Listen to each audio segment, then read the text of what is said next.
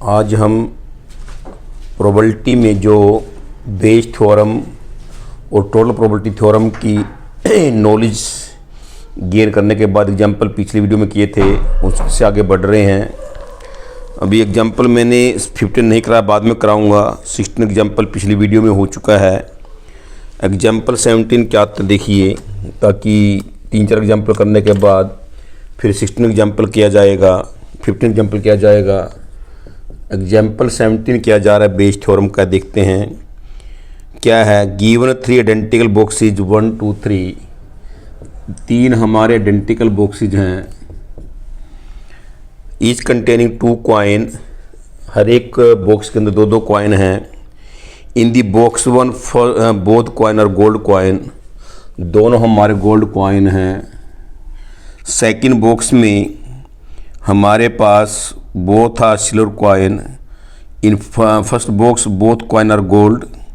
In box second both the silver coin है दोनों। Box third में there is 1 gold coin 1 silver coin, एक gold एक silver coin है।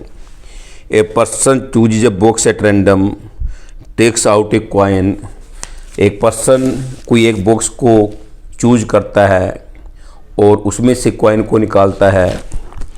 उसके बाद then it is a gold, तो गोल्ड की प्रोबेबिलिटी निकालनी है। ये बनेगी total probability theorem. And what is the probability that other coin in the box is also gold, कि गोल्ड कॉइन निकालना है, दूसरा भी गोल्ड होना चाहिए, उस बॉक्स की प्रोबेबिलिटी निकालनी है। तो फर्स्ट बॉक्स की प्रोबेबिलिटी निकालनी है। ये बनेगा बेस थ्योरम। क्या लिखते हैं, late E1 E2 E3 are the events of selecting the first box, second box and third box। तो कोई भी बॉक्स सेलेक्ट करना है, जैसे 3 बैग में से 2 बैग में से एक बैग सिलेक्ट करना है। हर एक बैग की सिलेक्ट करने की प्रोबेबिलिटी 1/2। 3 बैग्स में से एक बैग सिलेक्ट करना है, हर एक बैग की सिलेक्ट करने की प्रोबेबिलिटी 1/3। 4 बैग्स दे रखे, एक बैग सिलेक्ट करना है, चारों में से कोई भी एक बैग सिलेक्ट करने की प्रोबेबिलिटी 1/4। इसी तरीके से 3 बॉक्स हैं, 3 में से कोई भी एक बॉक्स सिलेक्ट करना हो उसकी प्रोबेबिलिटी 1/3 आएगी। सो प्रोबेबिलिटी E1 लिखना पड़ेगा, बल्कि ये probability of selecting first box is equal to 1/3 PE2, probability of selecting second box 1/3 PE3, probability of selecting third box is also 1/3।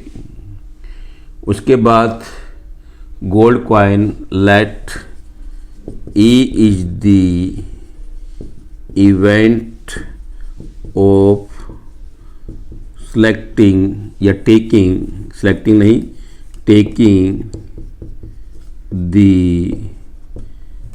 Gold coin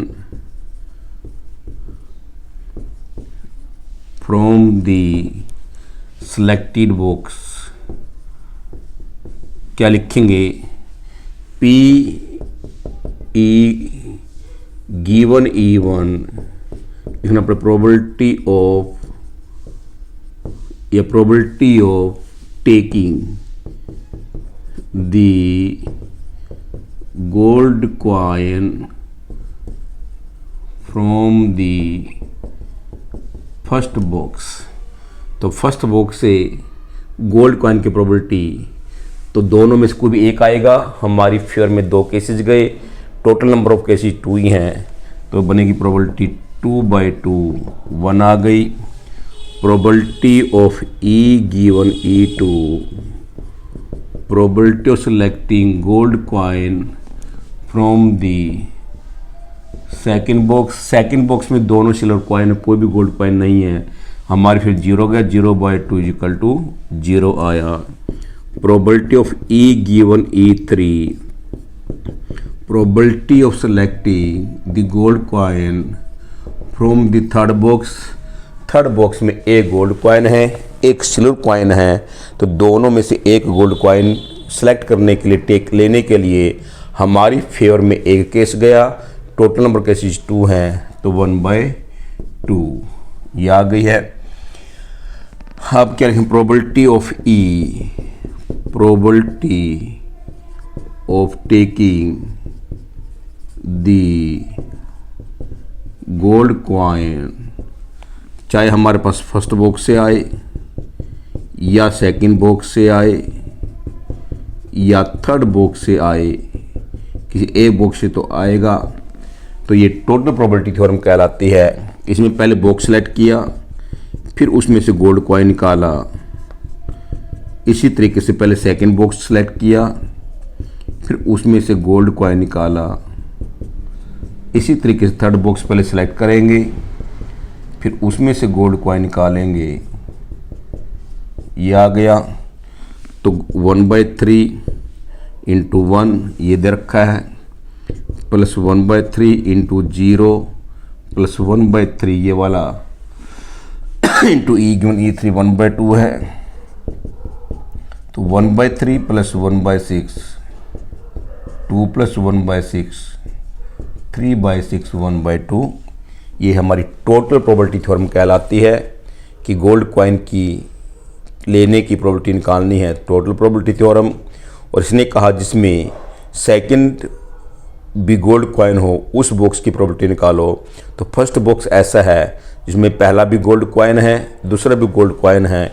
क्या लिखेंगे, probability of first box which containing, probability of first box which contain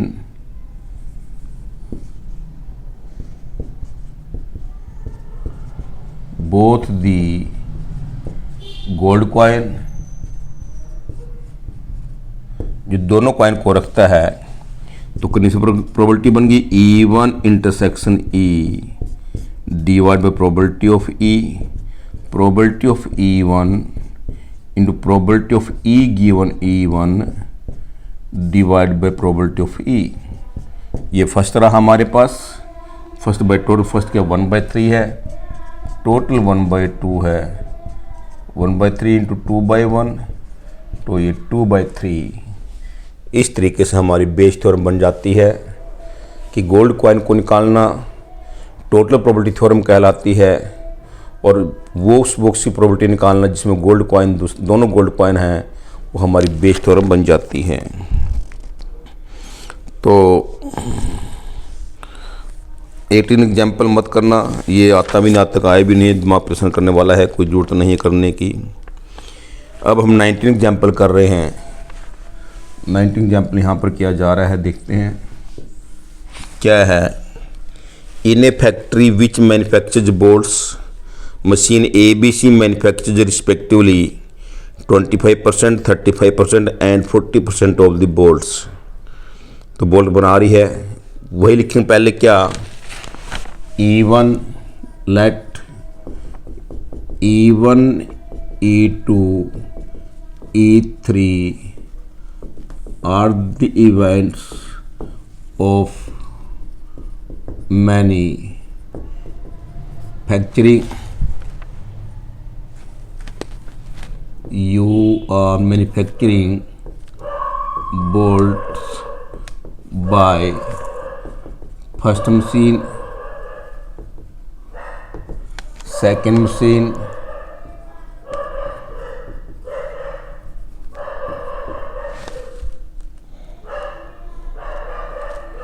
and third machine।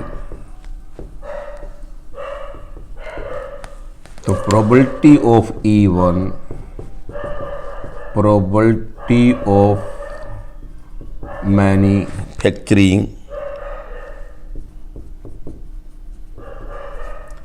the bolt by first machine,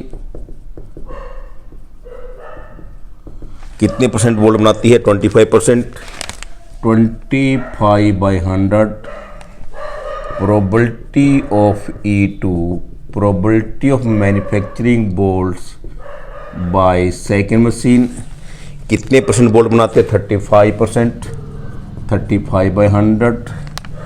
probability of E3, probability of manufacturing the bolt by third machine, तो third machine कितने percent bolt बनाती है? 40%, 40/100 आ गया। उसके बाद क्या है? Of their output 5%, 4%, 2% are respective defective bolts, तीनों मशीनों से जो डिफेक्टिव बोल्ट बनती है 5%, 4% और 2%। क्या लिखेंगे? Let E is the event, E is the event of manufacturing the defective bolt। तो डिफेक्टिव बोल्ट क्या है?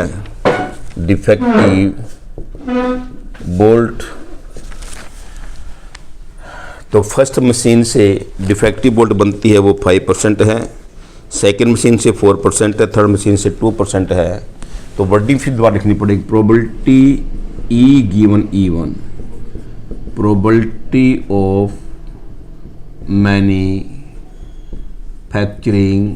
The defective bolt by first machine. वो सिंपल बोल्ट थे, defective bolt. First machine defective bolt बनाती है, इसकी प्रोबेबिलिटी है 5%, 5/100। Probability of E given E2, probability of manufacturing the defective bolt bye second machine, second machine 4% बनाती है, 4/100, 4/100 आ गया। And probability of E given E3, probability of manufacturing defective bolt by third machine 2/100। तो उसके बाद क्या कहता है? तीन मशीनें हैं ABC, तीनों मशीनों से जो बोल्ट बनती है 25%, 35%, 40%। ये तो बोल्ट मैन्युफैक्चरिंग की प्रोबेबिलिटी आई। और फिर फर्स्ट मशीन से डिफेक्टिव बोल्ट बनती है वो 5% है, सेकेंड मशीन से डिफेक्टिव बोल्ट बनती है 4% है, थर्ड मशीन से डिफेक्टिव बोल्ट बनती है 2% है। उसके बाद क्या कहता है ये? तो डिफेक्टिव बोल्ट का निकालना टोटल प्रोबेबिलिटी थ्योरम बन जाएगी। और what is probability that it is manufactured by the second machine, कोई मशीन इस बोल्ट डिफेक्टिव बोल्ट को बनाए उसकी प्रोबेबिलिटी निकालनी है तो बेस थ्योरम बन जाएगी। तो बहुत ज़्यादा इजी है कि टोटल प्रोबेबिलिटी थ्योरम क्या कहती है और बेस थ्योरम क्या कहती है। कि मैंने स्टार्टिंग में एग्जांपल दिया था अपनी ओर से कि एक मोहल्ले में 4 मकान हैं, 4 परिवार है, एक बच्चा गुम हो जाता है। तो ये पता नहीं वो बच्चा किस परिवार का, पहले का है, दूसरे का है, तीसरे का है, चौथे का है। तो बच्चा गुम होने की प्रोबेबिलिटी निकालना है, वो तो बनेगी टोटल प्रोबेबिलिटी थ्योरम। और किस परिवार का बच्चा गुम हुआ उसकी प्रोबेबिलिटी निकालना है, वो बनेगी बेस थ्योरम। ऐसे में एग्जांपल लिया था कि एक कॉलेज के अंदर 3 प्रिंसिपल्स हैं, ABC 4 ला लो, 4 प्रिंसिपल है। उनकी अपॉइंटमेंट होने की प्रोबेबिलिटी 1/2, 1/3, 1/4, 1/5 ऐसी दे रखी है। पहला person as a principal appoint होता है, वो को एजुकेशन को लाता है, 1/6 मान लो। Second person as a principal appoint होता है, वो को एजुकेशन को लाता है, 1/7 मान लो। ऐसे थर्ड पर्सन अपॉइंट होता है, को एजुकेशन को लाता है, 1/8 मान लो। फोर्थ 1/10 मान लो। तो को एजुकेशन कॉलेज में आ जाए उसकी प्रोबेबिलिटी निकालनी है तो वो बनेगी टोटल प्रोबेबिलिटी थ्योरम। और किसी प्रिंसिपल की प्रोबेबिलिटी निकालनी हो जो को एजुकेशन को लाता है, फर्स्ट या सेकंड या थर्ड या फोर्थ, वो बनेगी बेस थ्योरम। तो बिल्कुल क्लियर पता होना चाहिए कि टोटल प्रोबेबिलिटी थ्योरम में क्या करना है, कैसे आएगा और बेस थ्योरम क्या कहती है। यदि केवल डिफेक्टिव बोल्ट की प्रोबेबिलिटी निकालनी है तो बनेगा टोटल प्रोबेबिलिटी थ्योरम। किस मशीन से डिफेक्टिव बोल्ट निकलती है, बनती है, उसकी प्रोबेबिलिटी निकालनी है, बन जाएगी बेज थ्योरम। तो टोटल अब क्या है, पहले तो हम टोटल प्रोबेबिलिटी निकालेंगे, या लिखेंगे PE probability of manufacturing the defective bolt. या तो हमारे पास फर्स्ट मशीन से बनेगी प्रोबेबिलिटी, फर्स्ट मशीन से, या सेकेंड मशीन से, या थर्ड मशीन से, या फोर्थ मशीन से। और ये जो इनटू में मैंने बताया, इनटू लगा लो, इंटरसेक्शन लगा लो, एंड लगा लो, तीनों एक ही बात है। अब जब हमारे पास दो एंड आए, या ये लिखें या यहाँ पर इंटरसेक्शन लिखें, अब ये हमें देखना पड़ता है कि ये डिपेंडेंट इवेंट्स है या इंडिपेंडेंट है। और में होता है म्यूचुअली एक्सक्लूसिव इवेंट्स कि डिसजॉइंट सेट है नहीं है। एंड में आता है दोनों इंडिपेंडेंट इवेंट्स है या नहीं है। अब देखना कि ये इंडिपेंडेंट इवेंट्स है नहीं है। E1 E2 E3 का तो मतलब E1 E2 E3 तीन मशीन हमारी, चार नहीं है, मशीन तीन ही है। E1 E2 E3 का तो हमारे पास क्या है, ABC तीन मशीन है जो बोल्ट को बनाती है वो है। और E क्या डिफेक्टिव बोल्ट है। तो डिफेक्टिव बोल्ट का बनना क्लियर है कि मशीन के ऊपर डिपेंड करता है कि फर्स्ट मशीन से है या सेकंड मशीन से है या थर्ड मशीन से है। जब हमें पता नहीं लगा किस मशीन से है तो डिफेक्टिव की प्रोबेबिलिटी कैसे निकालेंगे। तो पहले मशीन ने बोल्ट बनाई, और फिर उसमें से डिफेक्टिव बोल्ट निकली। तो कंडीशनल प्रोबेबिलिटी है कि ई का आना, डिफेक्टिव बोल्ट का आना मशीन के ऊपर डिपेंड करता है तो कौन सी मशीन से वो डिफेक्टिव बोल्ट बन रही है। इसलिए पहले मशीन ने बोल्ट बनाई, फिर उससे डिफेक्टिव बोल्ट बनी। इसी तरीके से सेकेंड मशीन ने पहले बोल्ट बनाई, फिर उसमें डिफेक्टिव बोल्ट कितने वो निकली। इसी तरीके से तीसरी मशीन ने पहले बोल्ट बनाई, फिर उसने कितनी डिफेक्टिव बोल्ट बनाई, ये हमारा आएगा। इस तरीके से कि डिफेक्टिव बोल्ट का बनना मशीन के ऊपर डिपेंड करता है। मशीन तो बोल्ट बना रही है, ये नहीं कि मशीन डिफेक्टिव बोल्ट के ऊपर डिपेंड कर रही है। कैसे, मशीन चल रही है, उसने बोल्ट को बनाया, फिर कुछ परसेंट तीनों मशीनों से डिफेक्टिव बोल्ट बन रही है। तो इसलिए डिफेक्टिव बोल्ट का बनना मशीन के ऊपर डिपेंड करता है। इसी तरीके से को एजुकेशन का लाना वो man as a principal point उसके ऊपर डिपेंड करता है। इसी तरह बच्चा का गुम होना किस परिवार से है उसके ऊपर डिपेंड करता है। तो इसलिए किस परिवार से बच्चा गुम हुआ, बेस थ्योरम बन गया। बच्चा गुम होने की प्रोबेबिलिटी निकालनी है, वो फर्स्ट परिवार का है, दूसरे का है, तीसरे का, चौथे का है, वो बनेगी टोटल प्रोबेबिलिटी थ्योरम। तो दोनों को मैंने प्रूव कराई अच्छी तरीके से, एलिमेंट्स ऑफ मैथमेटिक्स की हेल्प लेकर वो दोनों प्रूव कराए गए हैं कि टोटल प्रोबेबिलिटी थ्योरम का प्रूफ क्या है और बेस थ्योरम का प्रूफ क्या है। ये नहीं किसी से एग्जाम्पल किए गए, ताकि वो जो प्रूफ किए थे उसको देख कर ही तुम ये जजमेंट कर पाएंगे। इसका मतलब क्या है, दोनों कैसे कैसे थ्योरम एग्जाम्पल के लिए हमारी यूज होती है। अब आगे सिंपल हो गया। फर्स्ट मशीन 25/100 मैन्युफैक्चर करिए bolt, defective bolt first machine से E1 ये रहा 5/100। फिर सेकंड मशीन से बोल्ट बन रहे 35% 35/100। फिर सेकंड मशीन डिफेक्टिव बोल्ट बन रहे 4% 4/100। फिर थर्ड मशीन से बोल्ट बन रहे हैं 40% 40/100। फिर डिफेक्टिव बोल्ट बन रही है 2/100। तो ये तो आ गया कि डिफेक्टिव बोल्ट बनने की प्रोबेबिलिटी। अब क्या कहता है ये, आगे लिखता है कि what is the probability that it is manufactured by the machine B. लिखना पड़ेगा मशीन बी सेकंड मशीन जो डिफेक्टिव बोल्ट को बना रही है। यहाँ लिखना पड़ेगा probability that second machine manufactures defective bolt. तो अब सेकंड मशीन की प्रोबेबिलिटी निकालना विच मैन्युफैक्चर डिफेक्टिव बोल्ट। अब ये मशीन की प्रोबेबिलिटी निकालना जो डिफेक्टिव बोल्ट बना रही है, तो ये बन गई कंडीशनल प्रोबेबिलिटी। तो कंडीशनल प्रोबेबिलिटी जब भी निकालनी हो, बताया था स्टार्टिंग में ही, तो ऊपर तो आएगा हमारे पास कॉमन की प्रोबेबिलिटी और नीचे आएगा ई की प्रोबेबिलिटी। और फिर दोबारा क्या है, E2 जब इंटरसेक्शन आ गया फिर डिपेंड करता है कि दोनों इवेंट्स इंडिपेंडेंट है डिपेंडेंट है, तो फिर दोबारा आया ए का मतलब मैंने बोल्ट डिफेक्टिव बोल्ट का बनाना, और E2 का मतलब सेकंड मशीन है, फिर दोबारा डिफेक्टिव बोल्ट का बनना मशीन के ऊपर डिपेंड करता है।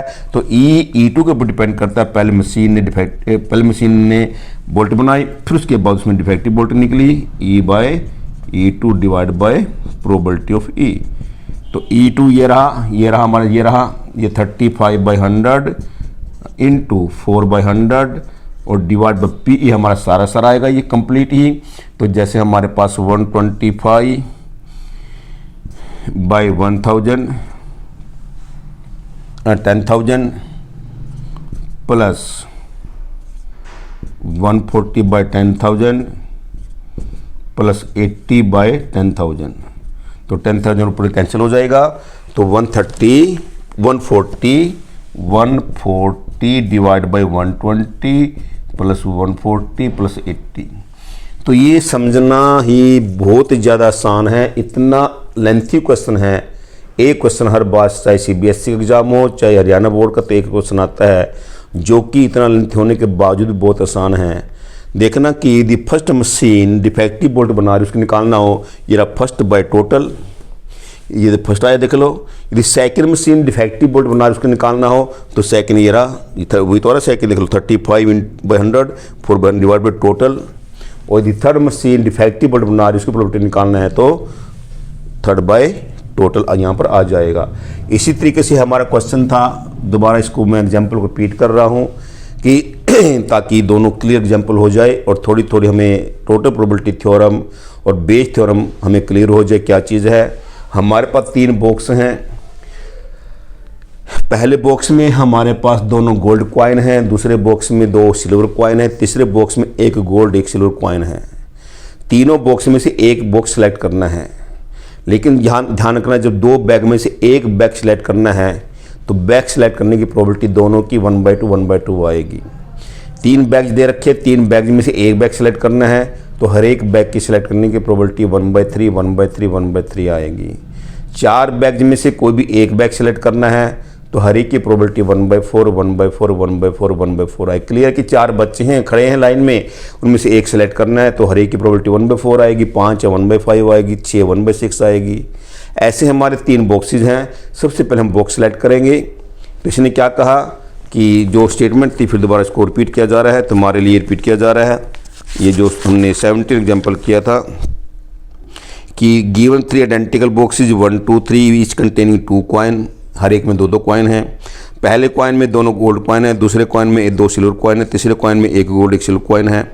A person choose a box at random, एक बॉक्स सेलेक्ट करता है, ऐसे कोई एक बैग सेलेक्ट करता है, चाहे 3 है चाहे 4 है चाहे 5 है, ऐसे एक बॉक्स सेलेक्ट करता है। तो पहले बॉक्स सेलेक्ट करेगा, उसके बाद ही कॉइन निकालेगा। तो इसने क्या कहा, if the coin is gold, हाँ नहीं, a person chooses a box at random takes out a coin, एक बॉक्स सेलेक्ट करता है उसमें से कॉइन निकालता है। उसने कहा कि वो गोल्ड कॉइन होना चाहिए, तो गोल्ड कॉइन का निकालना, देखो बॉक्स 3 बने, उसको मानेंगे E1 E2 E3। मशीन 3 है ABC, उसको मानेंगे E1 E2 E3। 3 principal point हुए, उसको मानेंगे E1 E2 E3। तो सिंगल किसको मानेंगे, E1 E2 E3 किसको मानेंगे, हमें समझना है। ऐसे 3 परिवार है, मान लो एक गली में 4 परिवार है, हर एक परिवार की प्रोबेबिलिटी जो दे भी रखी होगी कैसी भी रखी, उसको मानेंगे E1 E2 E3 E4। E किसको मानेंगे, जैसे डिफेक्टिव बोल्ट का बनना E बना, को एजुकेशन को लाना उसको E मानेंगे, और गोल्ड कॉइन का निकलना उसको E मानेंगे। तो पहले क्या लिखा मैंने, E1 E2 E3 are the events और selecting first box, second box और third box. Probability E1 wording ऐसे लिखनी है, probability selecting first box 1/3, probability selecting second box 1/3, probability selecting third box 1/3। फिर हमने क्या किया, ए बी द इवेंट, जो सिंगल चीज़ है उसको E मानेंगे। तो इस थ्योरी पे चलेंगे तो फिर तुम चाहे एलिमेंट्स मैथमेटिक्स का कितने भी डिफिकल्ट क्वेश्चन आ जाए, एस बेस थ्योरम का और टोटल प्रोबेबिलिटी थ्योरम का, जो बड़े मतलब लेंथी क्वेश्चन हमारे मिलते हैं तो वो कर पाएंगे। नहीं तो कहीं टोटल भी इसको नहीं कर पाते भी क्या चीज़ लिखी हुई है। ए B the events of taking the gold coin from the selected box. यदि फर्स्ट बॉक्स से आ रहा है, गोल्ड कॉइन प्रोबेबिलिटी निकालनी है, फर्स्ट बॉक्स से लिखना पड़ेगा, कंडीशन लग गई है। तो ये फर्स्ट बॉक्स में दोनों हमारे गोल्ड कॉइन है, दोनों में से कोई भी एक सिलेक्ट करेंगे, हमारी फिर में 2 गए, टोटल 2 है, 2/2 1 बन गया। Probability selecting gold coin from the second box, कोई भी गोल्ड कॉइन नहीं है तो हमारी फेयर में 0 गया, टोटल कॉइन 2 थे, 0/2 0 बन गया। Probability selecting gold coin from third box, हमारे फेयर में एक ही गोल्ड कॉइन गया क्योंकि एक ही है, टोटल 1/2 बन गया। तो फिर गोल्ड कॉइन की प्रोबेबिलिटी वही वहाँ पर देख लो, probability manufacturing defective bolt, probability of taking gold coin either from first box और फ्रॉम सेकंड बॉक्स और थर्ड फ्रॉम, ऐसे ही probability of manufacturing defective bolt either from first machine और फ्रॉम सेकंड और फ्रॉम थर्ड। तो ये compulsory है, compulsory तो देखना पड़ेगा हमको, इंडिपेंडेंट है डिपेंडेंट है तो वही है, गोल्ड कॉइन का निकलना बॉक्स के ऊपर डिपेंड करता है। जब तक बॉक्स को नहीं पता तुम्हें कौन सा बॉक्स है तो गोल्ड कॉइन की प्रोबेबिलिटी निकाल के दिखा दो। तो पहले बॉक्स सेलेक्ट किया, पहले मशीन चली, उससे बोल्ट निकली, तब जाके कितनी डिफेक्टिव बोल्ट निकली वो पता लगा। पहले कोई person as a principal appoint हुआ, फिर वो को एजुकेशन को लाया, तो वो उसके ऊपर डिपेंड करता है। तो इसलिए पहले मशीन से बोल्ट बनना, पहले इसको बॉक्स को सिलेक्ट करना या बैक को सिलेक्ट करना, तो हमारे पास E1 E2 E3 बनेगा। तो पहले बॉक्स सेलेक्ट किया, फिर गोल्ड कॉइन निकाला, फिर सेकंड बैक सेलेक्ट किया, फिर गोल्ड कॉइन निकाला, थर्ड बैक सेलेक्ट किया, गोल्ड कॉइन निकाला। पहले फर्स्ट मशीन चली तो उससे डिफेक्टिव बोल्ट बनी, फिर सेकंड मशीन चली उससे डिफेक्टिव बोल्ट बनी, फिर थर्ड मशीन चली उससे डिफेक्टिव बोल्ट बनी। तो बॉक्स सेलेक्ट किया 1/3, गोल्ड कॉइन की 1 रहा। सेकंड बॉक्स सेलेक्ट किया 1/3, gold coin 0। Third box select किया 1/3, गोल्ड कॉइन 1/2, ये आ गया। फिर क्या कहता है इस स्टेटमेंट में, ये कहता है कि हमने एक गोल्ड कॉइन निकाला कि व्हाट इज प्रोबेबिलिटी, के लिए कहता है कि find out the probability of taking gold coin. तो ये बन गई टोटल प्रोबेबिलिटी थ्योरम, ये रही। ऐसी find out the probability of manufacturing defective bolt, तो ये रही डिफेक्टिव बोल्ट की प्रोबेबिलिटी, यह है टोटल प्रोबेबिलिटी थ्योरम। ऐसे आता कि find out the probability of introducing को एजुकेशन, तो बनेगी total either from first principle और बाय सेकंड प्रिंसिपल और बाय थर्ड प्रिंसिपल। तो बस स्टेटमेंट बदलते रहेगी, इससे पहले है क्या, इधर में अच्छी तरीके से में आ जाए तो स्टेटमेंट बदलता रहेगा। E1 E2 E3 तो प्रिंसिपल बने उनकी प्रोबेबिलिटी, और ये आया कि फर्स्ट प्रिंसिपल बना उसने को एजुकेशन को लाया उसकी प्रोबेबिलिटी दे रखी होगी, तो सेम चलते रहेंगे, स्टेटमेंट वही की वही बनती रहेगी। ऐसी बात यहाँ पर बनी है। इसने क्या कहा कि बड़ी probability that other coin in the box is also gold, कि उस बॉक्स की प्रोबेबिलिटी निकालो जिसमें दूसरा कॉइन भी गोल्ड था। पहले तो गोल्ड कॉइन निकाला, दूसरा कॉइन भी गोल्ड, तो पहला ही बॉक्स है तो हमने पहले बॉक्स की प्रोबेबिलिटी निकालनी है, which contain both the gold coin. तो कंडीशन लग गई है कि कौन सा बॉक्स की प्रोबेबिलिटी निकालनी है, which contain the gold coin. ये तो यानी कि सिंपल बॉक्स की प्रोबेबिलिटी निकाल, सिंपल बॉक्स की प्रोबेबिलिटी तो दे रखी पहले ही। आप कहेंगे PE1 की करो जी, G1 E क्यों लिखा, क्योंकि क्या कंडीशन है कि गोल्ड कॉइन नहीं तो सिल्वर भी कॉइन है, कि फर्स्ट बॉक्स में दोनों गोल्ड कॉइन है उसकी प्रोबेबिलिटी निकालो, नहीं जिस बॉक्स में दोनों गोल्ड कॉइन उसकी प्रोबेबिलिटी निकालो वो है फर्स्ट बॉक्स। तो इसलिए first box which contain both the gold coin, condition लग गई है। सिंपल बॉक्स की प्रोबेबिलिटी निकालनी है, वो ये दे रखी है कि समझो कि सर ये तो E1 बनेगा, G1 E क्यों लिखा। ऐसे ही first second machine defective bolt बना रही है उसकी प्रोबेबिलिटी निकालनी है, सेकंड मशीन सिंपल बोल्ट बना रही है तो दे रखा है, लेकिन जो डिफेक्टिव बोल्ट बना रही है सेकंड मशीन उसकी प्रोबेबिलिटी निकालनी है। तो ये लगेगा, और जब कंडीशन लगती है ऊपर कॉमन आता है नीचे ये आता है, तो फिर दोबारा इंडिपेंडेंट है कि डिपेंडेंट है, फिर दोबारा गोल्ड कॉइन का निकालना बॉक्स के ऊपर डिपेंड करता है। पहले बॉक्स सेलेक्ट किया, फिर गोल्ड कॉइन निकाला, नीचे P का टोटल है तो फर्स्ट की प्रोबेबिलिटी निकालनी है first by total, second box की प्रोबेबिलिटी निकालनी होती विच कंटेन गोल्ड कॉइन है ही नहीं तो सेकंड बाय टोटल, और थर्ड बॉक्स की प्रोबेबिलिटी निकालनी होती जो गोल्ड कॉइन का रखता है थर्ड बाय टोटल। ऐसे ही फर्स्ट मशीन की प्रोबेबिलिटी निकालनी है फर्स्ट बाय टोटल, सेकंड की निकालनी है सेकंड बाय टोटल, थर्ड की निकालनी है थर्ड बाय टोटल। तो इस तरीके से मैंने रिपीट कर दिया बार बार, ताकि ये जो बेस थ्योरम थी और टोटल प्रोबेबिलिटी थ्योरम थी हमको ये समझ में आ जाए। अब हम आगे फिर बढ़ रहे हैं, एग्जाम्पल हमारे चल रहे हैं एक्सरसाइज 10-12.3 से पहले जो एग्जाम्पल होते हैं, फिर एक और क्वेश्चन आ रहा है, 2 क्वेश्चन और हमारे सामने आ रहे हैं, और फिर एक फर्स्ट एग्जाम्पल मैंने अभी कराया नहीं है वो मैं कराऊँ। उसके बाद जो 15 एग्जाम्पल है वो थोड़ा टेढ़ा मेढ़ा सा है।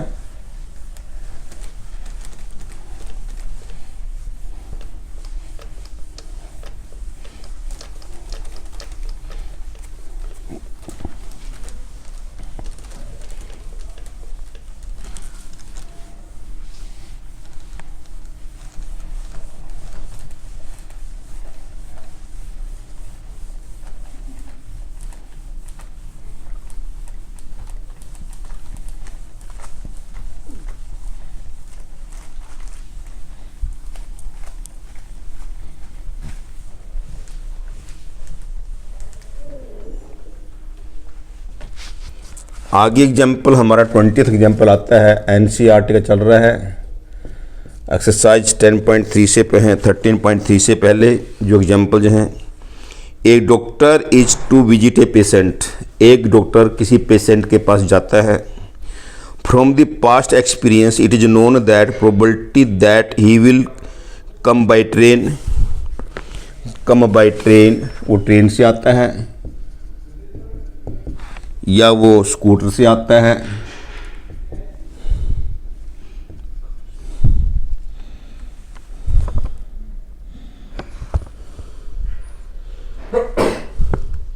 बस, पहला बस है, पहला ट्रेन है, दूसरी बस है, तीसरा स्कूटर से आता है, चौथा अदर ट्रांसपोर्ट से आता है,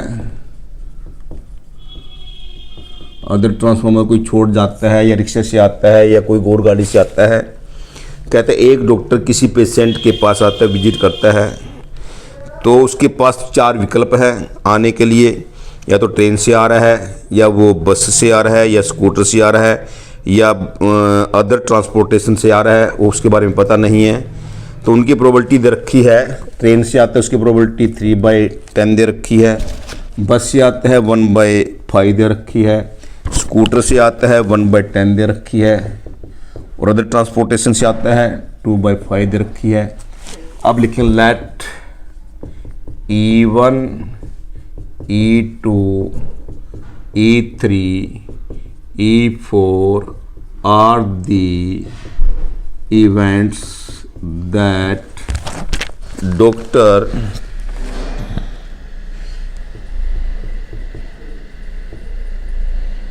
visit a patient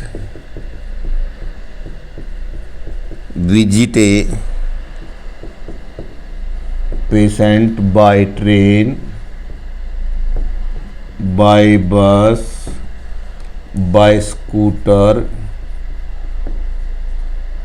and by other transportation। ये सब लिखना पड़ेगा। अब फिर दोबारा लिखना है ताकि चेक करो कोई परेशानी ना आए। PE1 क्या है? Probability of coming the doctor by train, ये जो ट्रेन से आ रहा है उसकी प्रोबेबिलिटी इधर रखिए 3/10। Probability of E2, probability of coming the doctor by bus, तो 1/5 दे रखी है। PE3, probability of coming the doctor by scooter, 1/10 दे रखी है। PE4, probability of coming the doctor by other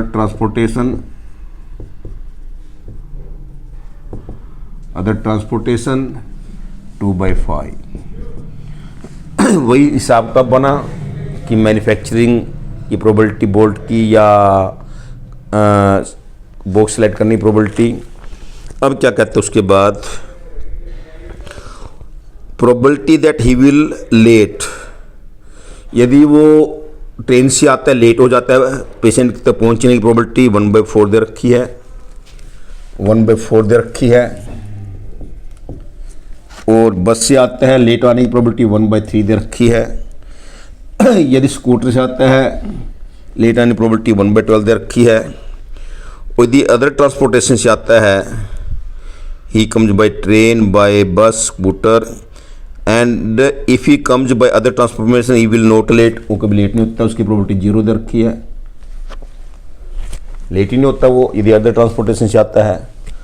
other transportation से बल्कि इसको 2/5 इधर से लिखो और ये 0 दे रखी है। क्या लिखेंगे? Let and E is the event of coming late, तो या तो वो तो E की प्रोबेबिलिटी निकालने, या तो बस से आ रहा है, ट्रेन से आ रहा है तब लेट हो जाता है। यदि वो स्कूटर से बस से आ रहा है तब लेट हो जाता है, या वो स्कूटर से आ रहा है तब लेट हो गया, और यदि अदर से आ रहा है तब लेट हो गया। आ रहा है लेट हो गया, आ रहा है लेट हो गया, आ रहा है लेट हो गया, आ रहा है लेट हो गया, दोनों कंपल्सरी, दो काम तो करे। ये तो ना केवल लेट की प्रॉपर्टी निकालनी हो तो कैसे निकालेंगे कि बस से आ रहा है, स्कूटर से आ रहा है, या ट्रेन से आ रहा है, या अदर से आ रहा है, तो आएगा, दोनों केस आएंगे। जैसे पहले बैग सेलेक्ट किया, सेलेक्टिव बैग में से कॉइन निकाला, पहले मशीन चल तो डिफेक्टिव बोल्ट बनी, तो दोनों कंपल्सरी हो गया। ये हमें सोचना है कि एज ए कोई person as a principal point हुआ, फिर को एजुकेशन निकला, पहले पॉइंट हुआ फिर को एजुकेशन, दोनों कंपल्सरी है। तो कंपल्सरी का मतलब ए एंड बी, या इंटरसेक्शन बी, या ऐसे लिख लो ए बी। फिर वही बात है कि लेट होना किसके ऊपर डिपेंड करता है, भाई बस से है, ट्रेन से है, उसके ऊपर डिपेंड करता है। तो ये डिपेंडेंट प्रोबेबिलिटी बन गई। ये लिखेंगे probability of E2, probability of E given E2, probability of E3। वही सेम कहानी है, ये बन गई टोटल प्रोबेबिलिटी थ्योरम कि लेट आने की प्रोबेबिलिटी निकालनी है, ये बनेगी टोटल प्रोबेबिलिटी थ्योरम बन गई। डिफेक्टिव बोल्ट का बनाना है, डिफेक्टिव बोल्ट का बनना है total probability theorem. Gold coin का निकालना है टोटल प्रोबेबिलिटी थ्योरम। और इस केस में क्या बना, लेट आने की प्रोबेबिलिटी निकालनी है टोटल प्रोबेबिलिटी थ्योरम। तो ये चीज़ अच्छी है, इंपॉर्टेंट है। तो क्या है, ट्रेन से आया 3/10 और लेट आया 1/4, ऐसे ही बस से आया 1/5, बस से आने के बाद लेट आने की प्रोबेबिलिटी 1/3, फिर ये स्कूटर से आया 1/10, लेट आने की प्रोबेबिलिटी 1/12, और क्या है हमारे पास ये अदर 2/5, और को भी लेट में 0। इस तरीके से आप करेंगे तो 3/40 क्या 1/4, 3/10,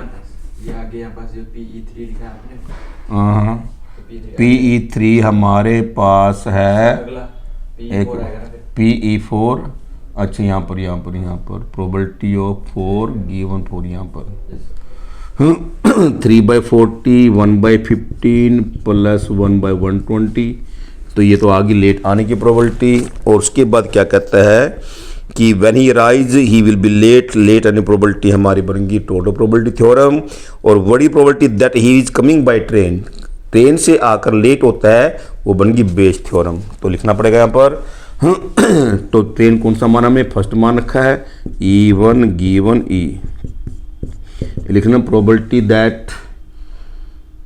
of getting, probability of coming late by train.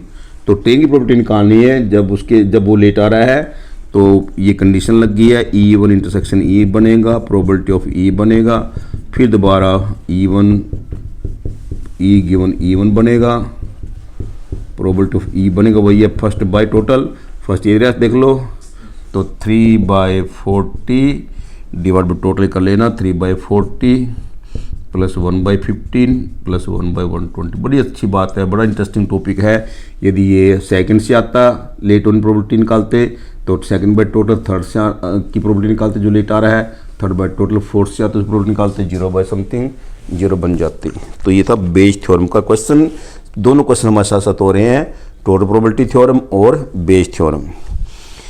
आगे देखते हैं एग्जाम्पल 21 हमें क्या कहता है। डिफिकल्ट है, उसके बाद 15 एग्जाम्पल इसका रह जाएगा। एग्जाम्पल 21 है, देखते हैं। A man is known to speak truth 3 out of 4 time. एक आदमी के बारे में पता लगा कि वो 4 बातें मुख से निकालता है, 3 बातें उसकी सच होती है, 1 बात उसकी झूठ होती है। चार डिफरेंट बात कही किसी आदमी ने, और ये हमेशा देखा गया, चेक किया गया, उसकी 3 बातें सच होती है, 1 बात झूठ होती है। आगे he throw a die and report that it is a 6। उसने क्या करा, एक कमरे में गया, एक डाई को थ्रो किया। जब डाई को थ्रो करेगा हो सकता है छठा फेस आए, कोई एक फेस आएगा, हो सकता है छठा फेस ना आए।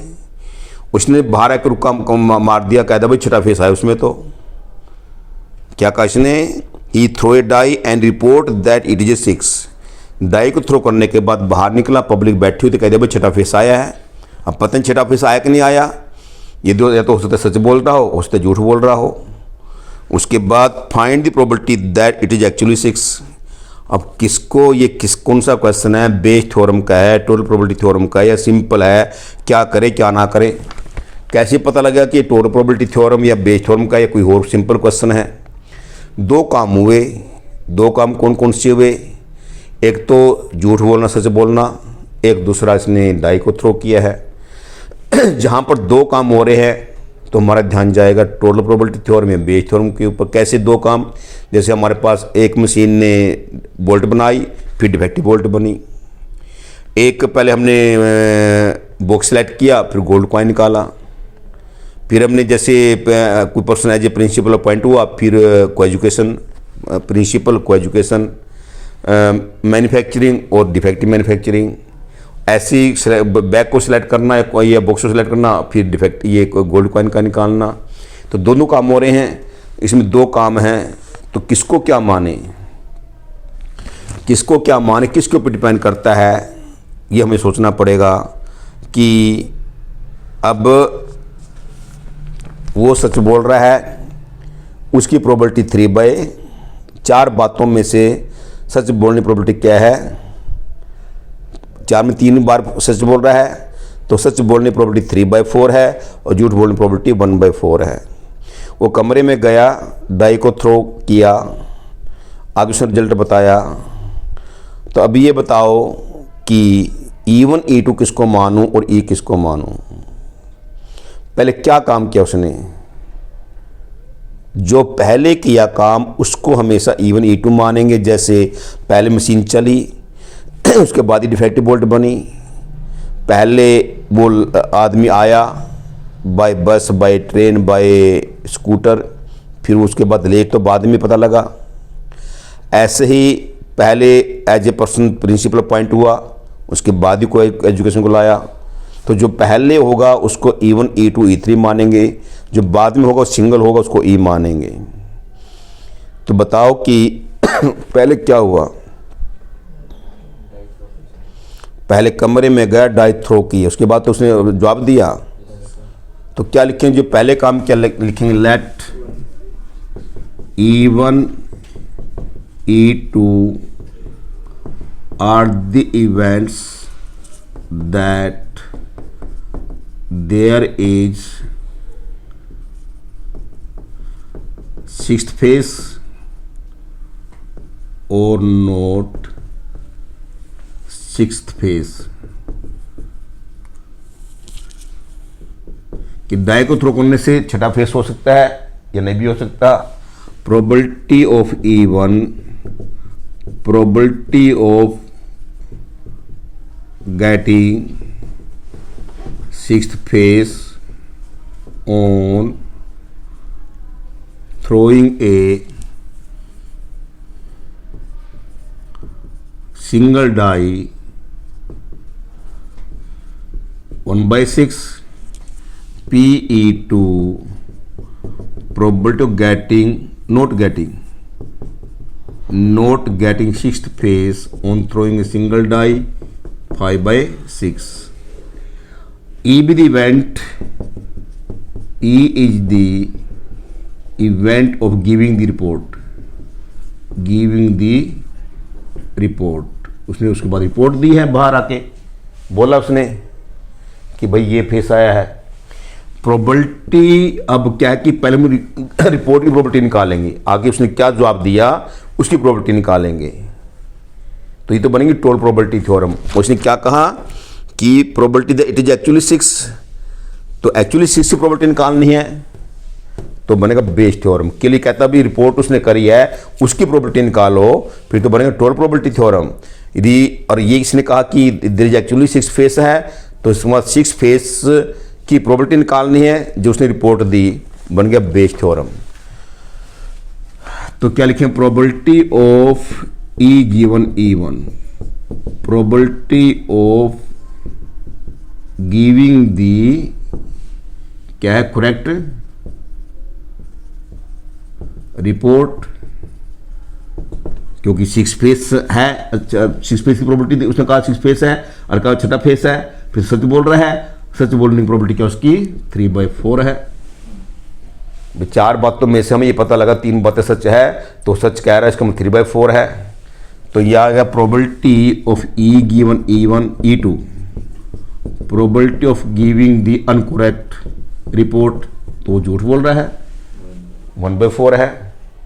तो probability of giving the report PE, probability of giving the report, या तो वो सच बोलेगा फिर रिपोर्ट देगा या झूठ बोलेगा। रिपोर्ट दे दी उसने, तो पहले तो हमारे पास हैपन हुआ तभी तो उसने रिपोर्ट दिया के, पहले तो हैपन हुआ, चाहे वो 6 फेस आया नहीं आया, फिर रिपोर्ट दी है। तो पहले हैपन क्या हुआ कि 6 फेस आया और बाहर कह दिया भी 6 फेस आया है, अच्छा बंदा बन गया। और 6 फेस आया नहीं और बाहर कह दिया 6 फेस आया है, झूठ बोला, उसका मतलब उसने 1/4। तो ये क्वेश्चन था हमारा 3/24, 5/24, 8/24। तो काटेंगे बाद में देख लेंगे। फिर क्या कहता है, ये तो था रिपोर्ट देने की प्रोबेबिलिटी। उसने कहा कि find the probability that it is actually 6, actually 6 की प्रोबेबिलिटी निकालनी है। एक्चुअली 6 क्या E1 है, E1 गिवन E, रिपोर्ट देने के बाद एक्चुअली 6 फेस प्रोबेबिलिटी निकालनी है। तो फिर आगे E1 इंटरसेक्शन E आएगा, प्रोबेबिलिटी ऑफ E आएगा, फिर वही है E1 के ऊपर डिपेंड करता है, वही फर्स्ट बाय टोटल आएगा, प्रोबेबिलिटी ऑफ E है। तो फर्स्ट क्या ये रहा हमारे पास, प्रोबेबिलिटी ऑफ E1 देख लीजिए 3/24 डिवाइड बाई 8/24, और क्या आ गई प्रोबेबिलिटी 3/8 आ गई है, 3/8 ही है ये इसका आंसर। तो ये क्वेश्चन थे। तो इस तरीके से जब आप एक्सरसाइज करोगे, डिफिकल्टी पूछोगे, मैंने इसमें से एक क्वेश्चन नहीं कराया है, ये मैं कराऊंगा भी नहीं, इसको करने की जरूरत नहीं। 18 एग्जाम्पल नहीं कराया है, और एक्सरसाइज में से थर्ड क्वेश्चन करने की जरूरत नहीं है। इसमें पूरा टफ क्वेश्चन है, आता ही है। अब हमारा 15 क्वेश्चन रह गया, इसको भी देखते हैं। तो फिर हमारा बेस थ्योरम का टॉपिक खत्म हो जाएगा।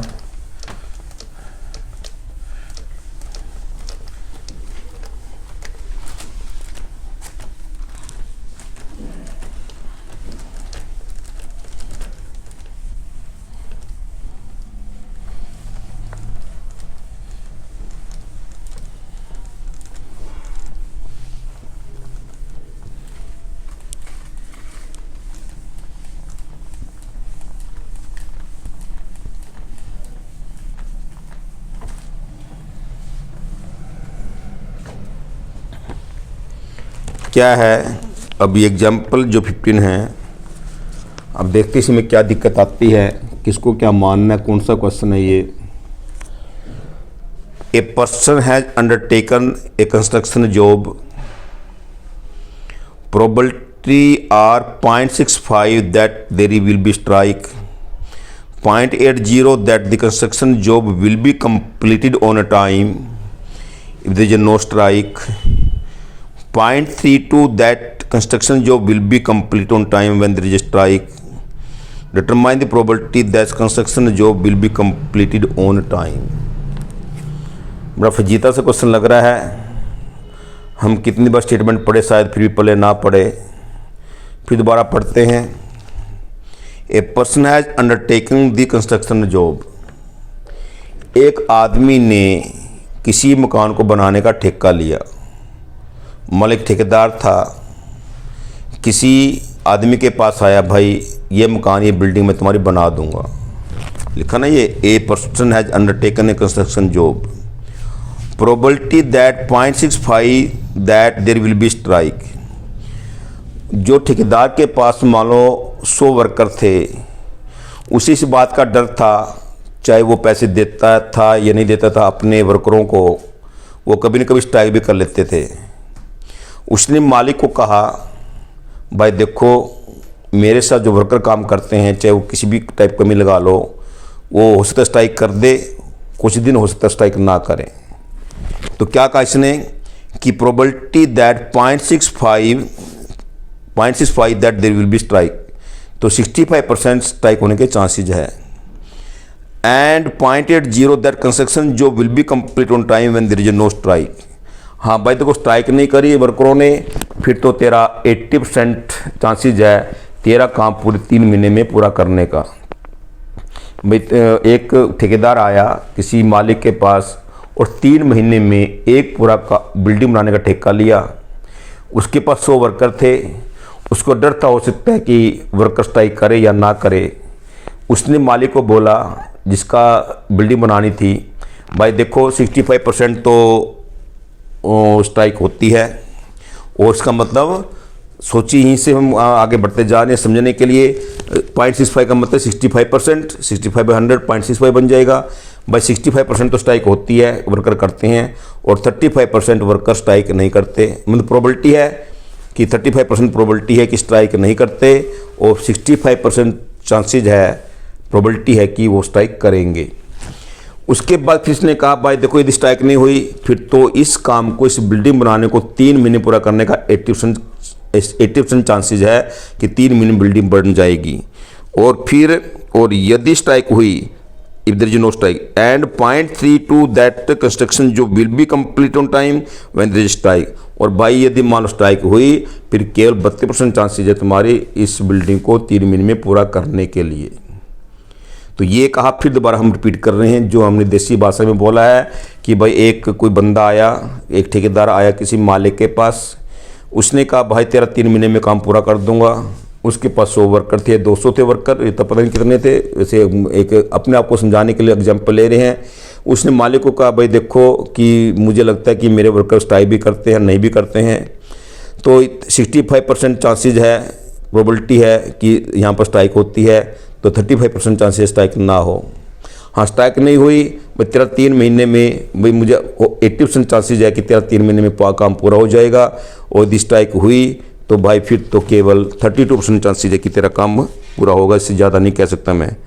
एक आने इसके 32 construction job will be complete on time, determine probability that construction job will be completed on time. तो कंस्ट्रक्शन जॉब का पूरा होना क्या बन गया टोटल प्रोबेबिलिटी थ्योरम।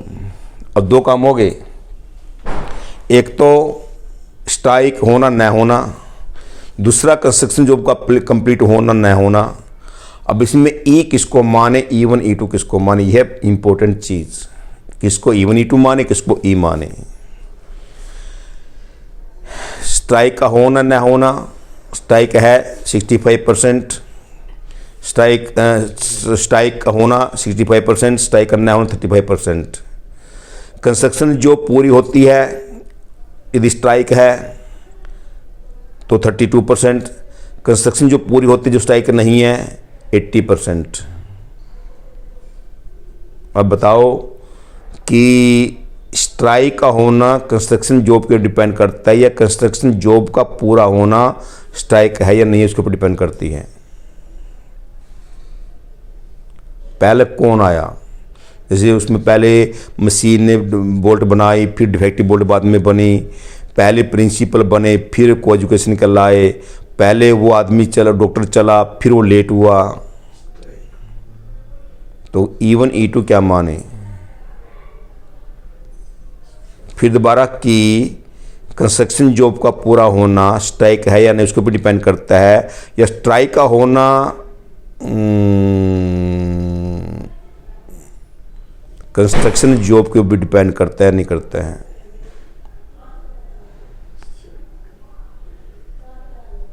सीधी सी बात है, मान लो कमरा बनाना मैंने और मैं ठेकेदार हूँ, मेरे पास 100 वर्कर हैं और मुझे पता है बेवकूफ़ी स्ट्राइक करेंगे, इतने % मुझे लगता है स्ट्राइक करेंगे ज़रूर, और 32% मुझे लगता है स्ट्राइक ना करेंगे। और मैंने कह दिया भाई देखो स्ट्राइक नहीं करे तो 80% चांसेज है बनने के, ये टाइम पर 10 दिन में बन जाएगा, और स्ट्राइक कर दी तो ये 32% चांसेज है कि ये कमरा 10 दिन के अंदर बन जाएगा। अब इस कमरे के बनने की प्रोबेबिलिटी निकालनी है, तो ये कमरा बनेगा या नहीं बनेगा स्ट्राइक है या नहीं उसके ऊपर डिपेंड करती है। स्ट्राइक का होना ना होना कमरे के ऊपर डिपेंड करती है।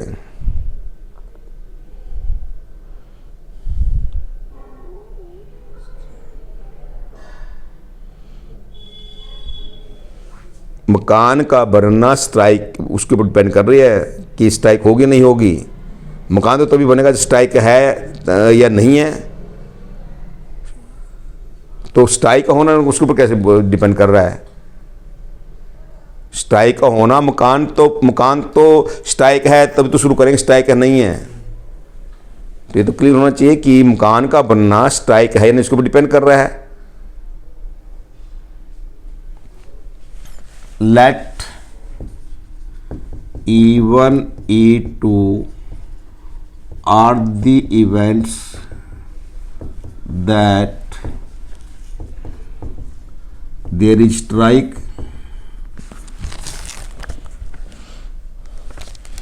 and there is no strike।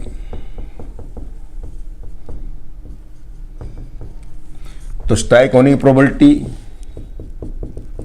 Probability of strike कितने परसेंट है? 65%, 65 100 कह लो। प्रोबेबिलिटी ऑफ नॉट स्ट्राइक 35 रह गया। E be the event, E is the event of completing the construction job।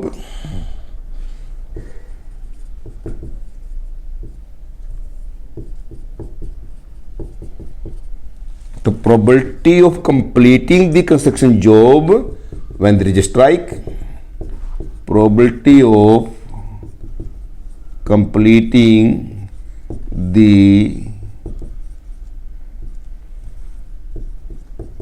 construction job when there is strike। यदि strike है और construction job पूरी करनी है, कितने परसेंट चांसेस है? 32%। तो कह दे भाई 32% चांसेस है, वो पूरा होने के देख लो। क्योंकि मेरे वर्कर ऐसे हैं जो स्ट्राइक पर लगे रहते हैं करने के लिए, उनको पैसे नहीं मिलते होंगे, कुछ ना कुछ चक्कर होगा। Probability of completing construction job when there is no strike. यदि स्ट्राइक नहीं है फिर कह दे फिर 80% हो जाता है बस।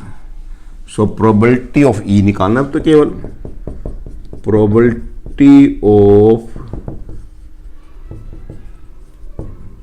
कंप्लीटिंग द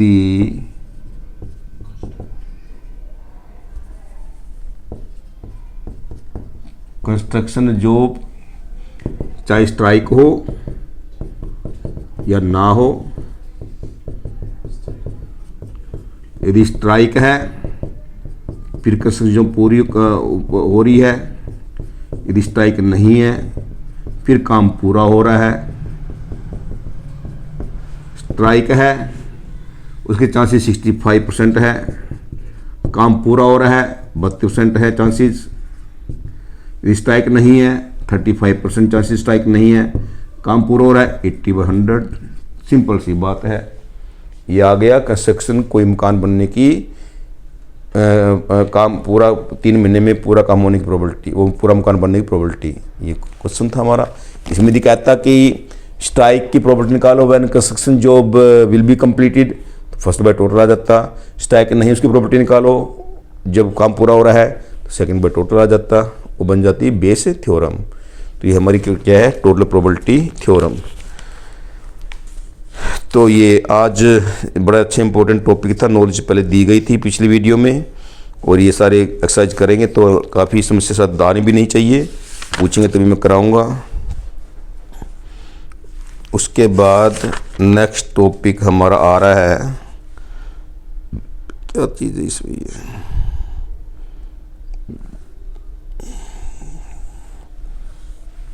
नेक्स्ट टॉपिक क्या चीज़ यार, इसकी नॉलेज क्या है?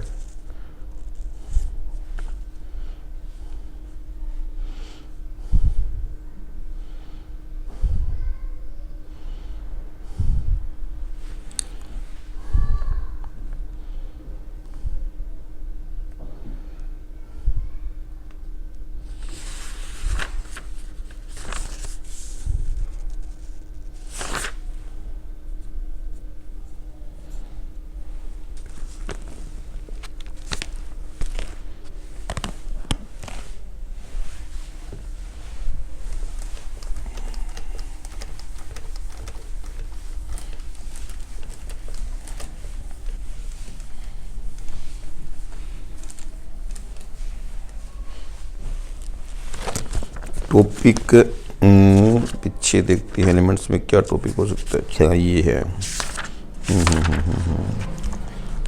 क्लियर हो गया।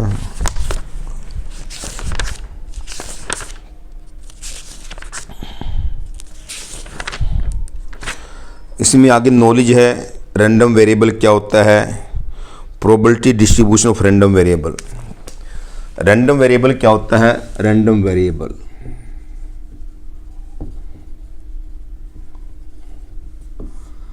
random variable is that variable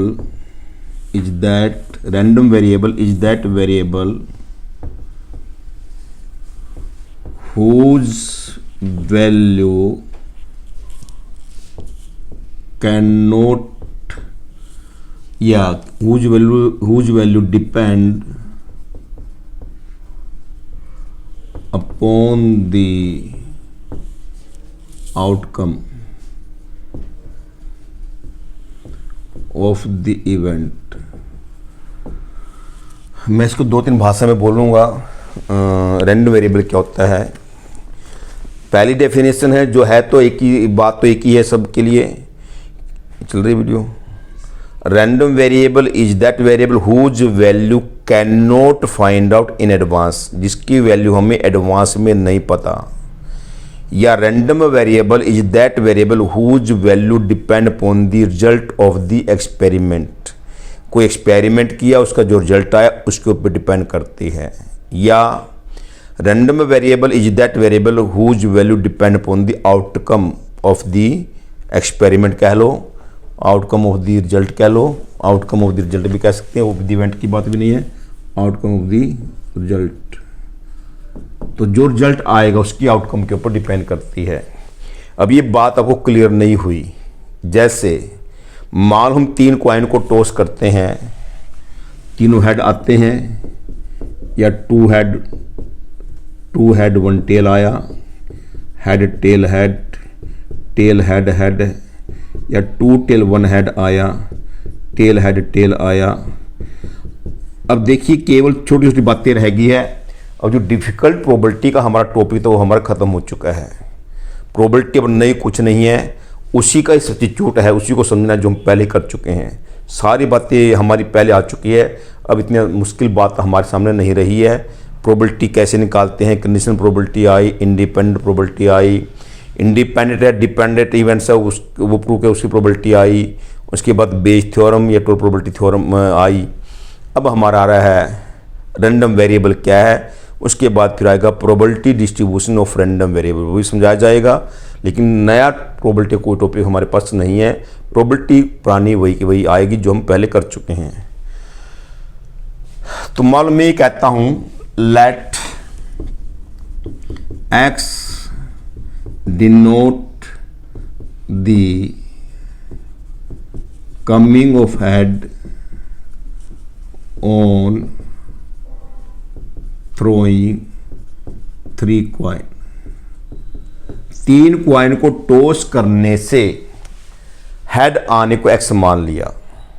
3 coin toss किया और हेड आने को एक्स मान लिया, तो मेरे को बताओ एक्स की वैल्यू क्या होगी।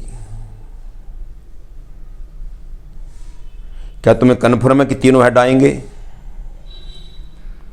क्या तुम्हें कन्फर्म 2 हेड 1 टेल आएगा?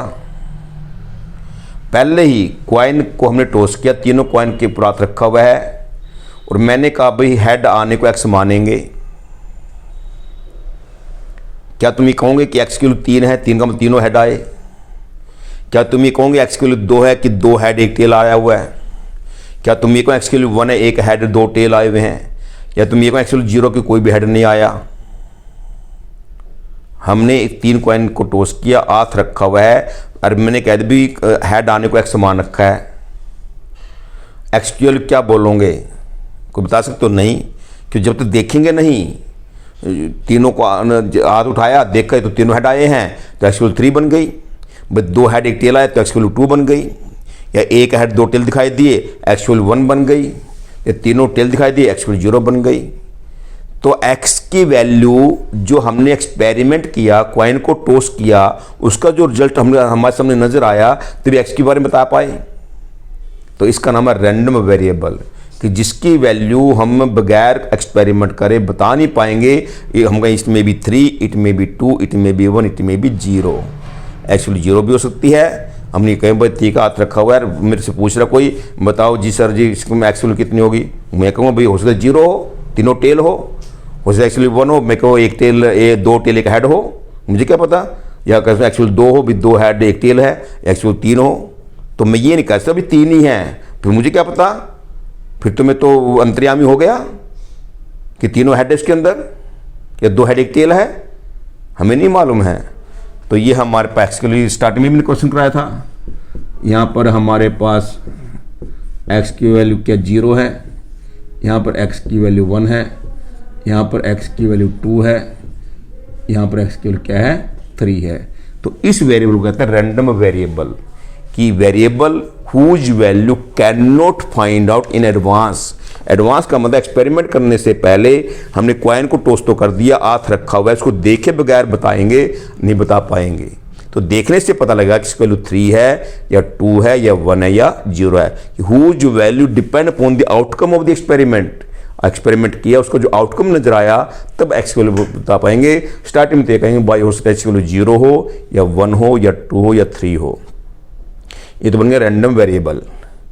अब प्रोबेबिलिटी डिस्ट्रीब्यूशन फंक्शन क्या होता है, फिर प्रोबेबिलिटी डिस्ट्रीब्यूशन फंक्शन मीन निकालेंगे, वेरिएंस निकालेंगे। अब ये देखिए क्या है, जैसे तुमने +1 में स्टैटिस्टिक्स में किया था, फ्रीक्वेंसी डिस्ट्रीब्यूशन फंक्शन क्या होता था। फ्रीक्वेंसी डिस्ट्रीब्यूशन फंक्शन x ये f है, x1 x2 x3 xn, और corresponding frequency f1 f2 f3 fn। यदि x की वैल्यू के साथ साथ कोरस्पोंडिंग फ्रीक्वेंसी हमको मिलती थी, हमने इतने क्वेश्चन किए थे, mean, median, mode, standard deviation वगैरह, x की वैल्यू मिलती थी और 10वीं क्लास के अंदर भी क्या फ्रीक्वेंसी मिलती थी, तो हम इसको कहते हैं फ्रीक्वेंसी डिस्ट्रीब्यूशन फंक्शन। ये क्या बना, फ्रीक्वेंसी डिस्ट्रीब्यूशन फंक्शन।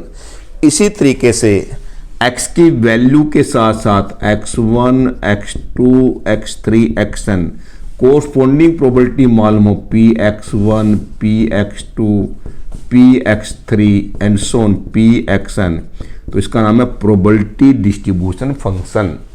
जैसे फ्रीक्वेंसी डिस्ट्रीब्यूशन फंक्शन हमने +1 में किया था कि x की वैल्यू के साथ साथ कोरस्पोंडिंग फ्रीक्वेंसी मालूम है, तो उसका नाम था फ्रीक्वेंसी डिस्ट्रीब्यूशन फंक्शन।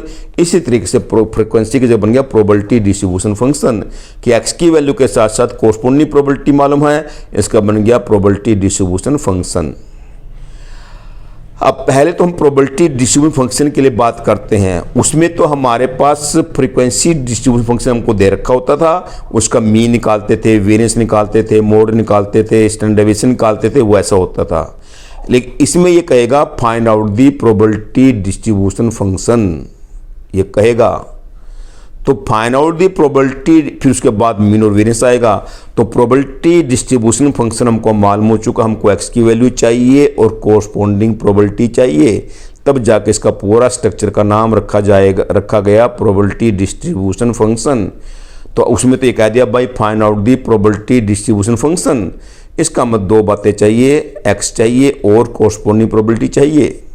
अब कैसे कहेगा, कैसा क्वेश्चन कहेगा, किस तरीके से कहेगा, जैसे मान लो एग्जाम्पल मैं लेता हूं कि find out the probability distribution function of coming of head on throwing 3 coin. 3 coin को टॉस करने से हेड आने का प्रोबेबिलिटी डिस्ट्रीब्यूशन फंक्शन निकालो, ऐसा स्टेटमेंट देगा। Find out the probability distribution function of coming of king coin king card when we are drawing the 4 cards from the pack of 52 cards। 52 पत्तों में से एक पत्ता निकाल रहे हैं, तो हमारे पास किंग आने का प्रोबेबिलिटी डिस्ट्रीब्यूशन फंक्शन निकालो। ऐसे हमारे पास क्या कहते हैं, जैसे यहाँ पर के कोई 4 कॉइन की बात आ जाती है, 5 कॉइन की बात आती है, तो ये कहता है कि we are tossing the 5 coin, find out the probability distribution function of coming of head. तो सबसे पहले हम लिखेंगे let X denote the coming of head on tossing 3 coin, ये लिख दिया। हमें अब विचार करना है एक्स की वैल्यू क्या क्या हो सकती है। बस जब 3 कॉइन को टॉस कर रहे हैं, हेड आने को मान रखा है क्या कि X denote the coming of head on tossing 3 coin.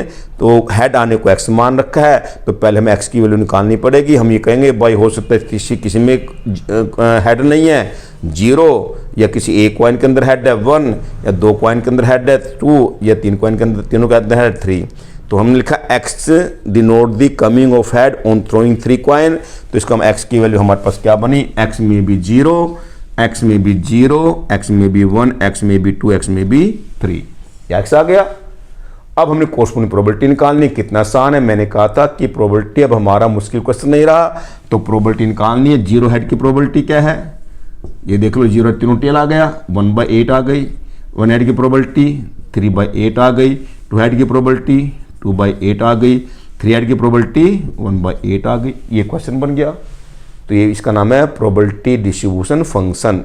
लेकिन एक इंपॉर्टेंट चीज़ है, इसमें प्रत्येक प्रोबेबिलिटी हमारी नेगेटिव नहीं होगी, नेगेटिव नहीं होगी भाई। हैपन है एक हेड या 2 हेड 3 हेड, नेगेटिव कैसे हो जाएगी, सोचने वाली बात है।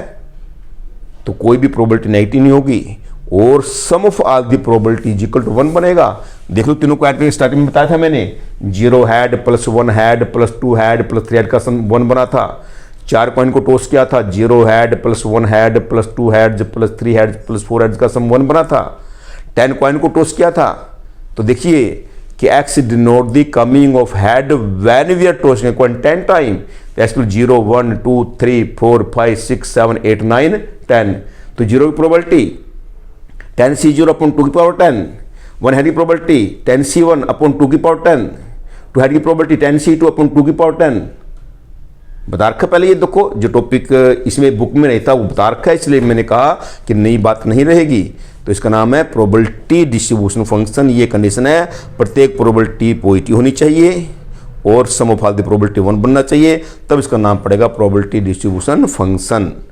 पता लग गया। जैसे फ्रीक्वेंसी डिस्ट्रीब्यूशन फंक्शन तो हमको मिलता था, इसमें हमें निकालना पड़ेगा। पहला क्वेश्चन है कि find out the probability distribution function of tossing of coming of head. ये लिखा पड़ेगा कि किसका प्रोबेबिलिटी डिस्ट्रीब्यूशन फंक्शन निकालना है, हेड का। क्या कर रहे हैं, कॉइन को टॉस कर रहे हैं। कितने कॉइन को टॉस कर रहे हैं, 3 को। Find out the probability distribution function of coming of head when we are tossing the 4 coin. किसका निकाल रहे हैं, हेड का। तो हेड को निकाल रहे हैं, किसको टॉस कर रहे हैं, कॉइन को। कितनी बार, 4 बार 3 बार 5 बार, वो लिखा मिलेगा। तो ऐसे मान लो find out the probability distribution function of coming of king cards when we are throwing the 3 cards from 52 cards. अब जो 3 पत्ते, मतलब चलो 3 पत्ते निकाल रहे हैं, मान लो 3 पत्ते निकाल रहे हैं। अब 3 पत्तों का निकालना 3 कैसे बनेंगे, कैसे, या तो 1/1 विद रिप्लेसमेंट, या 1/1 विदाउट रिप्लेसमेंट, या तीनों इकट्ठे हाथ मारा, 1 पत्ते में तीनों इकट्ठे निकाल लिए। क्योंकि क्वाइन का टॉस करना, डाई का टॉस करना, वो तो इंडिपेंडेंट है। बार बार एक 3 कॉइन उठाई फिर टॉस करना, फिर 3 को उठाई फिर टॉस किया। एक कॉइन को 3 बार टॉस करना या 3 कॉइन को इकट्ठा टॉस करना, वो तो बात एक ही है। एक डाई को 3 बार टॉस करना या 3 डाई को इकट्ठा टॉस करना, थ्रो करना, वो एक ही बात है। ये तो इंडिपेंडेंट इवेंट्स कि पहली बार डाई को थ्रो किया, छठा फेस आया, दूसरी बार टॉस किया, 5वां फेस आया। हर एक की अपनी अपनी प्रोबेबिलिटी है। लेकिन जब कार्ड्स रेड, हमें किसी बैग में से कोई बाल निकालनी हो, 3 बाल निकालनी है, कैसे निकालनी है, 1/1 है, एक निकाली रख दी, दूसरी निकाली फिर रख दी, तीसरी निकाली, तो ये तो बन गई डिपेंडेंट प्रोबेबिलिटी। यदि एक निकाली, देखा दोबारा रिप्लेस कर दिया, वो बन गई इंडिपेंडेंट। या तीनों इकट्ठी निकाला हाथ मार के, तो 3 कैसे बनेंगे। ये बाल का निकालना या 52 कार्ड में से कोई कार्ड निकालना, ये है 3 केस हमें देखने पड़ेंगे। किस टाइप के केस है, विद रिप्लेसमेंट है, विदाउट रिप्लेसमेंट है, या कलेक्टिवली है। और डाई की बात आई, कॉइन की बात, ऐसे बनेंगे। तो अब हमारे पास ये तो था प्रोबेबिलिटी डिस्ट्रीब्यूशन फंक्शन। जैसे हमारा फ्रीक्वेंसी डिस्ट्रीब्यूशन फंक्शन था, इसमें कंडीशन है कि प्रत्येक इवेंट की प्रोबेबिलिटी हमारी पॉजिटिव होनी चाहिए, नेगेटिव नहीं होनी चाहिए। और sum of all the probability 1 check करेंगे, तब जाकर हम कहेंगे ये हमारा प्रोबेबिलिटी डिस्ट्रीब्यूशन फंक्शन आ गया। अब फ्रीक्वेंसी डिस्ट्रीब्यूशन फंक्शन का मीन कैसे निकालते थे, एक्सेप्ट करते थे x1 f1, x2 f2, x3 f3, xn fn। Mean x bar लिखा जाता था sigma fx divide by capital N. ये तो याद है सबको, मैट्रिक के अंदर भी कर रखा है। तो सिग्मा एफ एक्स का जो एडिशन आएगा उसको जोड़ के फ्रीक्वेंसी के सम, ये फ्रीक्वेंसी एन का मतलब फ्रीक्वेंसी का सम है, F1 plus F2 plus Fn, तो इसको ऐड करके डिवाइड करते थे तो x बार आ गया। अब यदि प्रोबेबिलिटी डिस्ट्रीब्यूशन फंक्शन का मीन निकालना है, जैसे हमने x को f से गुना करा, ऐसे x को px से गुना करेंगे। x1 px1, x2 px2, x3 px3 and so xn pxn। तो हमारा म्यू से इग्नोर करेंगे, इसको मीन को याद रखना, ये एक्सपेक्टेड वैल्यू ऑफ x, दो इसकी नोटेशन है। सबको ऐड करेंगे, सिग्मा xi pxi, नीचे क्या आएगा, यहाँ पर क्या था फ्रीक्वेंसी का सम, तो यहाँ पर क्या आएगा प्रोबेबिलिटी का सम, और प्रोबेबिलिटी सम क्या बनेगा 1, क्योंकि प्रोबेबिलिटी डिस्ट्रीब्यूशन फंक्शन तभी कहलाएगा जो सारी की सारी प्रोबेबिलिटी पॉजिटिव है और सारी की सारी प्रोबेबिलिटी का सम 1 है, तो नीचे 1 बनेगा। ये तो और भी आसान हो गया, मीन निकालना आसान हो गया कि प्रोबेबिलिटी डिस्ट्रीब्यूशन फंक्शन क्या होता है उसको निकालना आसान हो गया, और प्रोबेबिलिटी डिस्ट्रीब्यूशन फंक्शन का मीन कैसे निकालते हैं वो भी हमको आसान हो गया। अब रहेगा वेरिएंस की बात। वेरिएंस का सीधा सा जो फार्मूला था, हमें एफ एक्स के बाद एफ एक्स स्क्वायर निकालते थे, F1 x1 square, F2 x2 square, F3 x3 square and so Fn xn square. ये फार्मूले प्रूव करा रखे मैंने अच्छी तरीके से, यदि मैंने ही कराया है क्लास में। तो वेरिएंस होता था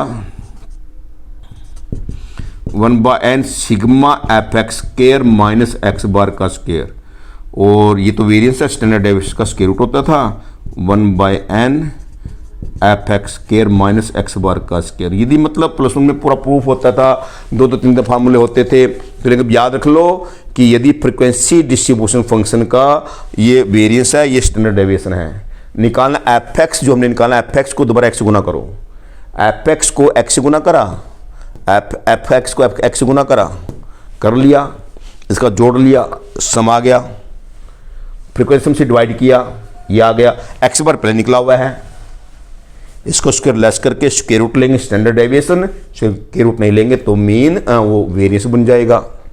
इसमें क्या बनेगा, क्या लेंगे हम, क्या लेंगे x square into P x, तो ये तो फ्रीक्वेंसी है, फ्रीक्वेंसी थोड़ा स्क्वायर बन जाएगा।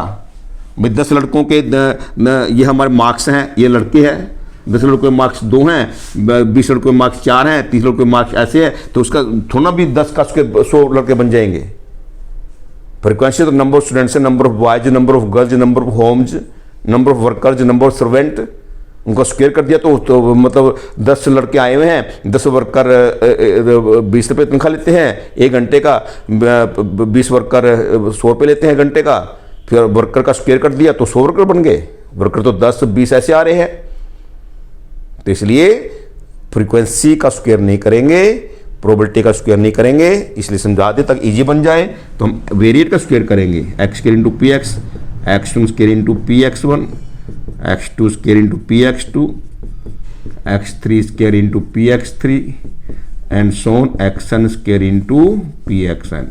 तो इसका वेरिएंस क्या बनेगा, इसका सम करेंगे एक्स स्क्वायर पी एक्स, नीचे क्या आएगा फ्रीक्वेंसी का सम, एन क्या फ्रीक्वेंसी का सम, यहाँ प्रोबेबिलिटी का सम 1 है, हो गया सन। बस केवल एक स्टेप और करना है, एक्स पे एक्स को एक्स से गुना करके एक्स के पे एक्स को जमा करना है, जो मीन हमारा आया था उसका स्क्वायर लेस करेंगे और ये आ गया, बस ये तो आ गया वेरिएंस आ गया, और standard deviation sigma x square P x minus mu का स्क्वायर का स्क्वायर रूट।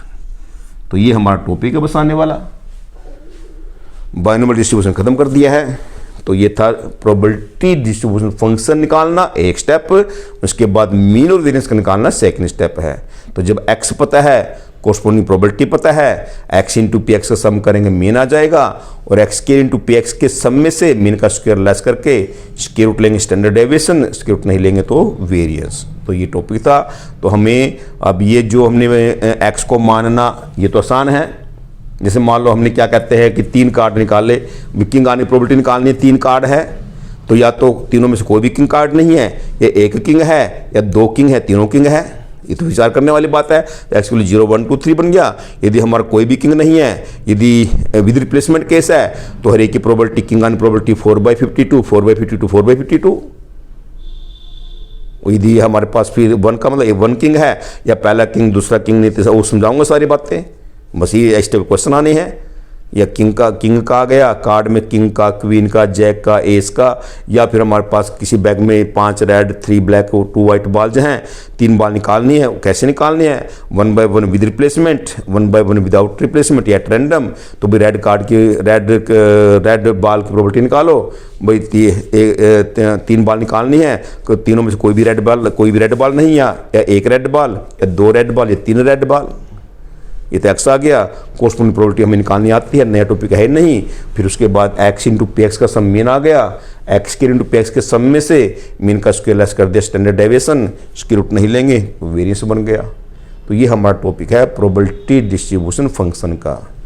तो इसको समझिए और फिर हम नेक्स्ट वीडियो में इसके एग्जाम्पल जो भी हैं शुरू करते हैं। 2 दिन का मेरा टॉपिक रह गया ये प्रोबेबिलिटी का। 2 दिन लगा लो मैक्सिमम, हाँ 2 दिन का रह गया। तो 1 दिन प्रोबेबिलिटी का और 1 दिन मिसलेनियस का। बायनोमियल डिस्ट्रीब्यूशन हमारा ख़त्म कर दिया इस बात के लिए, उसकी कोई ज़रूरत भी नहीं है। उसके बाद फिर 2 दिन का हमारा एलपीपी रह जाएगा और 4-5 दिन का हमारा फर्स्ट चैप्टर जो रिलेशन फंक्शन का है उसको हम करेंगे।